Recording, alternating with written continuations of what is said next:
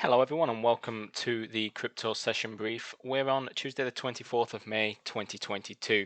Looking across crypto markets so far today, seeing that range trade continue. There's no real update as far as where we're at this point yesterday. Yesterday wasn't too great, just starting to look a little bit heavy there, but again, you've just seen a few bids there at the bottom of that range, and you can see that across the board here with Litecoin.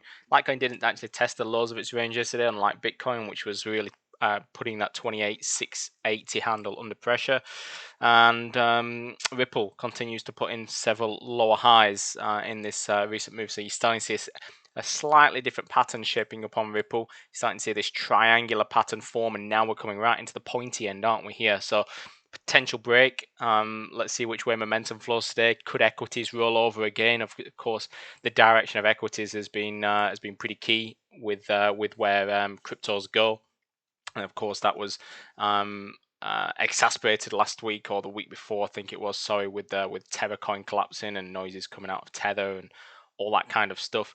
Ethereum is trading just below the 2,000 handle. You got Bitcoin trading just below that 3,000. Anytime we're below these two levels, always bearish in the short term.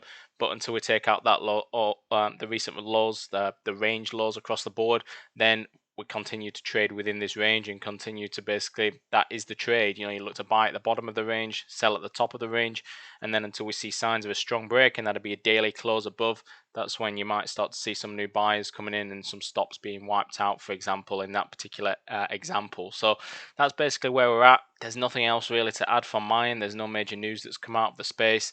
As soon as there is, I post it inside the crypto chat for you all, so I'll see you all in there throughout the rest of the trading session. Until then, all the best with your trading, and bye for now.